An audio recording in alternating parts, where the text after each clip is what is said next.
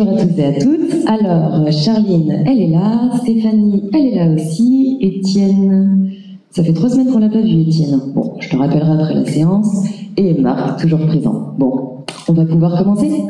Voilà une scène plutôt commune dans une maison sport santé. Dans celle-ci, on accompagne des personnes sur un cycle de 12 séances avant de les orienter vers une pratique plus autonome. Durant ces séances, on leur apprend pourquoi et comment faire de l'exercice, mais aussi et surtout à prendre du plaisir dans l'activité. Cependant, voilà, vous le savez tout aussi bien que moi, s'engager dans un mode de vie actif ne va pas de soi, d'autant plus lorsque l'on vit avec une maladie chronique qui entraîne de nombreuses répercussions sur notre vie quotidienne.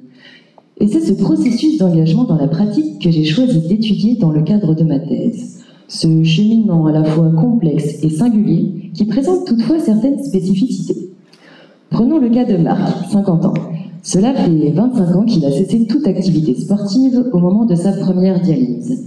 Suite à sa greffe de rein, il reprend progressivement l'activité jusqu'à ce que la maladie ne le rattrape et qu'il ne trouve même plus la force d'aller marcher.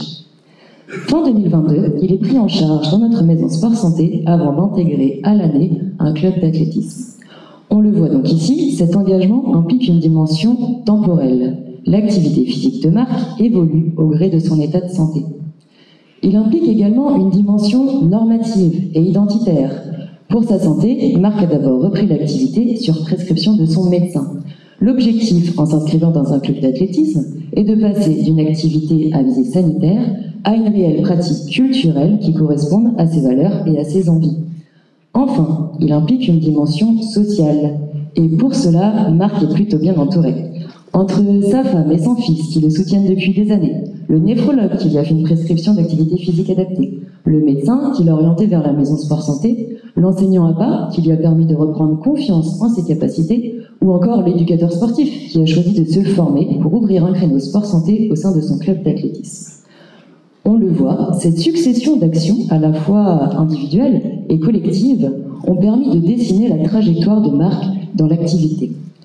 Et c'est cette construction progressive d'une certaine forme d'autonomie de pratique qui nous intéresse ici.